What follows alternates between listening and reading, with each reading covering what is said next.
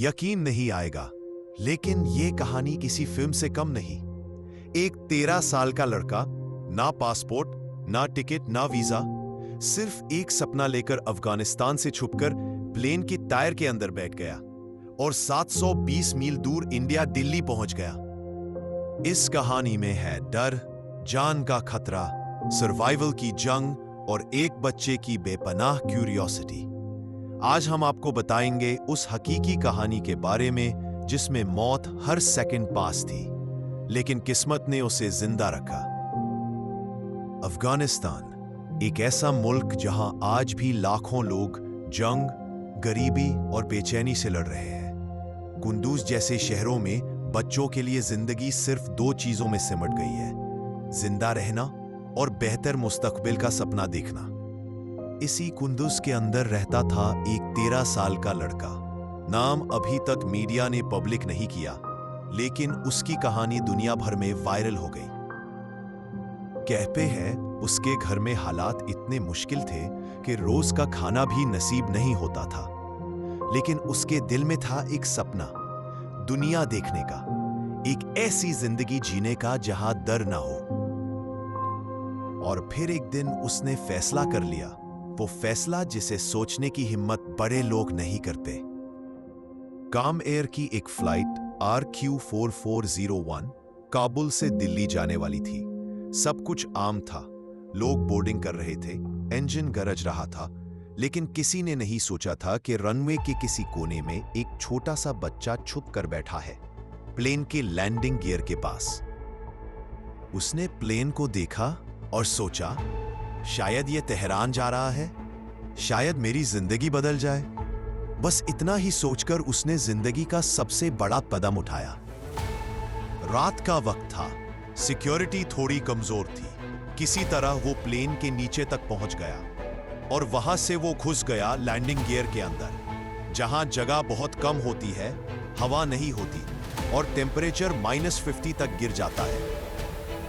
ऊपर आसमान में जैसे ही हाइट बढ़ती गई, टेम्परेचर माइनस में चला गया।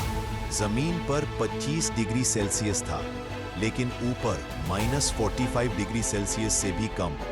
ऐसे में इंसान के लिए जिंदा रहना लगभग नामुमकिन होता है। दूसरी मुश्किल थी ऑक्सीजन की कमी। 10,000 फीट के बाद हवा में ऑक्सीजन कम हो जाती है, लेकिन फिर भी वो बच्चा जिंदा रहा। क्या उसकी जवानी ने उसे सरवाइव कराया? क्या किस्मत उसके साथ थी या किसी ताकत ने उसे बचा लिया? 720 मील, लगभग 2 घंटे का सफर उसने लैंडिंग गियर में चुपकर तय किया। Indira Gandhi international airport, Delhi.